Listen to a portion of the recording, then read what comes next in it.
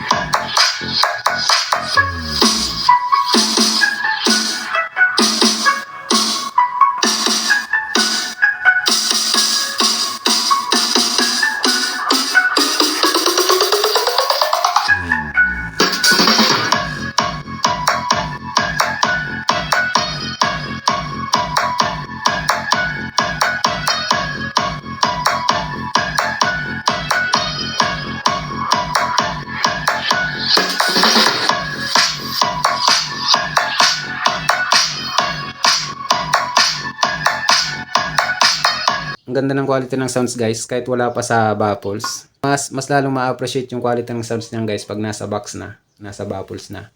Isang tweeter lang, dalawang woofer speaker, solid na.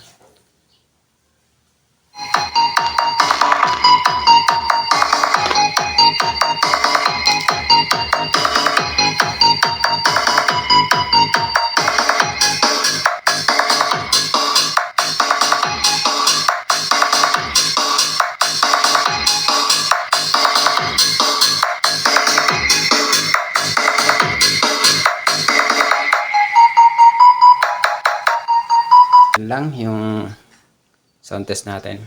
Okay din pala. Ganitong setup, okay na okay.